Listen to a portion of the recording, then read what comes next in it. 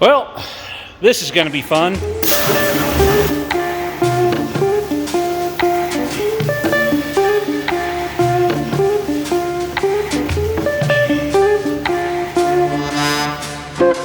got her all cleaned up. She's just draining down now, but man, this looks so much better than before. A few spots I'm going to have to manually clean.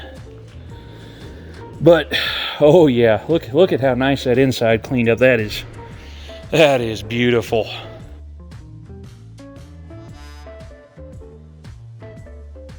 Well, good morning, guys. We're just getting back into her here, so let me show you what we're working on. Real happy. I mean, everything's dried out now. There's still a little bit of dirt on there, but everything that's on there now is just stuff that came out of the bottom of the body supports there, so that can all be wiped away with a paper towel. And I'm going to have to go over this whole thing anyways with a Scotch-Brite wheel and get it all roughed up so that bed liner will adhere to it. So I'll be doing that hopefully this afternoon.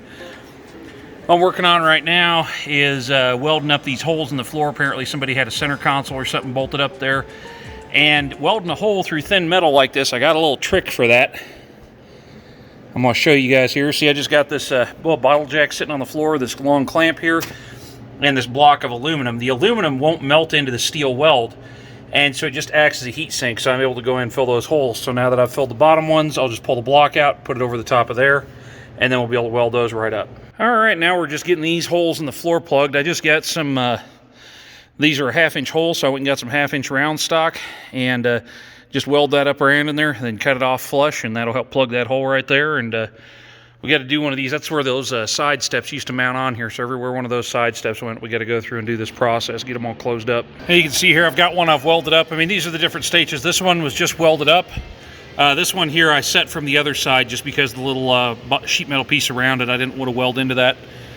Just in case I ever wind up having to replace this structural piece under the floor here, I can just replace that. I don't have to, you know, I won't be messing around trying to cut it off of that. The rest of these were welded from the outside, but you can see how I just put that through, and then there's the magnet on the back side there holding that in. That's just a piece of 1/2-inch round in there. I just ran a 1/2-inch drill bit through to make sure the hole is perfect, and then pushed it right in. You can see those things pretty much grind off, leave no trace.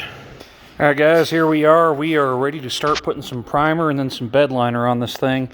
I've still got a bit of welding to do down here on this edge, but I want to finish that up when she's sitting on the frame because it's just a little to get easier. So I'm just going to do it up to about right here, and then we'll get the, once I've got her laid down and sitting back on the frame, then I can weld up those pieces on the side, because in emergency, if I had to get it out of here, I could do that without having those welded. But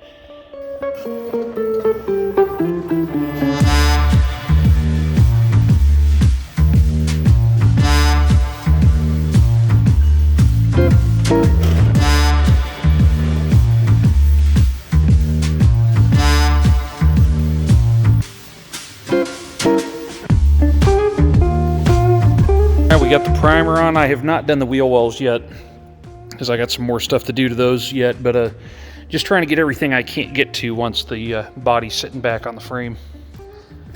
So now we're going to try this Duplicolor truck bed liner on here, and we're going to see if this is any good.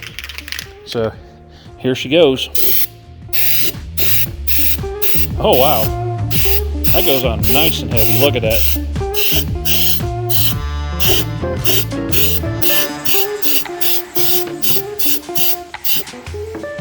Yeah, I think that's going to work just fine. As a matter of fact, a little run in it there, but that's okay. You're not going to be able to see that from the top. That's the first can down right there. That stuff gave really good coverage. That Duplicolor self-etching primer, it took about 3 cans to get that amount of coverage, but that there, man, one can did that much. This stuff works really good. I like it. That's about 3 cans of that, well, not about, that is 3 cans of that truck bed liner on there. Pretty good coverage so far. I think I'm going to go ahead and do 1.5 more. I bought 5, and so I'm just going to let this cure for a bit, and we'll go through again. But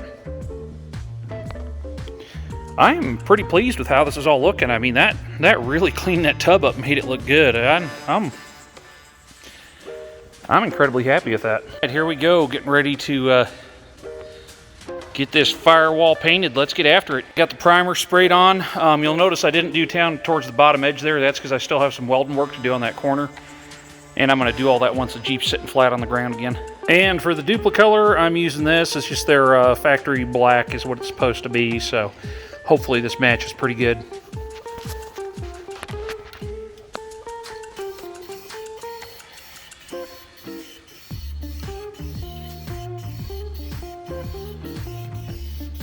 Alright, here we go. Got some color on her. And again, I didn't paint that bottom edge. I still got some welding to do over there once I get the tub sitting back on the chassis, but that's a good feeling.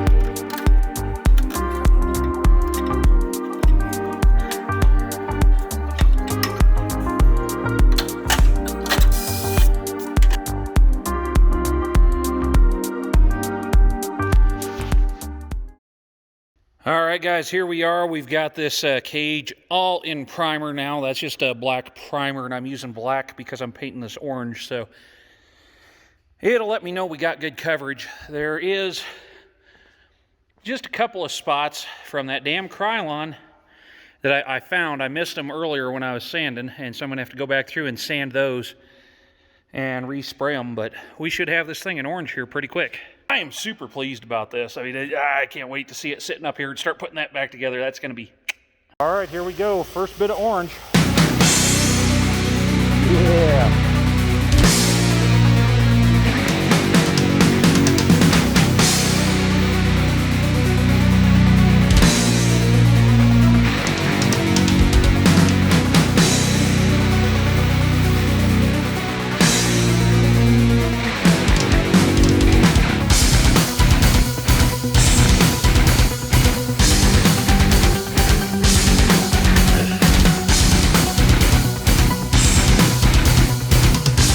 All right, we got the first coat of paint on. It went on pretty good. I did get a couple of runs in a couple of places. I got a little too aggressive with it trying to get coverage. No, I shouldn't have done that, so we'll have to let it cure, sand a little.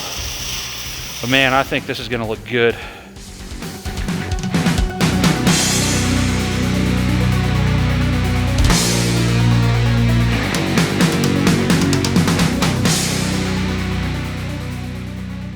So I'm here cleaning up the dash, and yeah, that old blower motor switch, that thing's been a bear. The cables for the controls there, those came out real easy. I mean, those were just snap ins. You push the screwdriver in and they just pop back together and go. But man, this one here is being a bear.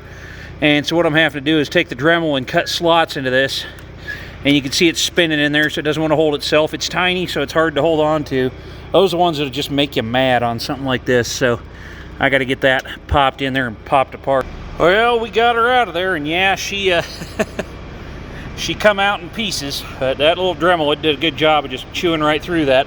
I just cut down into it, trying not to go too far, because I really want to save this surround here. That's a factory original surround, and so I'm going to very gingerly try and get this off of here and get it cleaned up where I can stick it back on when I redo this. Tell you what, that previous owner of this Jeep was big ballin' right there at that old Sparkomatic, let me tell you. Walmart special. When you think about it, when was the last time you had a tape deck come new in a vehicle, or actually, you know, went and bought one, more so, went and bought a tape deck on purpose and put it in a car? That's kind of crazy to think about how long that's been. And that's been in my lifetime that was a thing. And there's people alive today who are now young adults who don't know about cassette players. That's something to think about. Oh, and guys, you're not going to believe the quality, the absolute stellar quality of this stereo system. Let me show you. Bam! Is that not amazing? He came out with nuts and bolts stuck to the back of it. There's just a little El Cheapo that someone put in there. I'm going to have to do something about those studs if I want to put a stereo back in here. We're going to have to figure out a way to mount something there. But man, is that crazy or what? And they just screwed the new one in right through the face, so we'll get that fixed up. Well, yeah, got the old Sparkomatic out here. It only took a little bit of work with the hammer, but you know, it's for sale. You know, ran when parked. Don't lowball me. I know what I've got. And there she is, the factory speedometer, all the way up to 85 miles an hour and 47,073 miles on her, which is actually, I think, pretty appropriate for what this Jeep is. The axles and everything underneath it are pretty good shape, and I've run them all over the place towing this thing around, so that is fairly accurate, although this thing has been flat towed about another 3,000, so the axles really, well, they got probably about 50,000 on them, but that doesn't matter because once I put that axle in, then they're going to be brand new. All right, so we got the dash all stripped apart here, and I mean, it is rough, man. They buggered the holes to get a different stereo in there at some point. This piece here cracked as I was taking it off. Wasn't very happy about that. I mean, it's old brittle plastic on a Jeep that lived without a top on it. So, I mean, it's not, you know, not a surprise. I should be able to bend these fins out and make that kind of nice again. Ultimately, though, I'm really questioning what I'm going to do. And what I'm really thinking about doing is just ordering another one. We'll have to see. I'm gonna reach out to a guy tonight and find out how long it would take and what it would take to get the one that I want.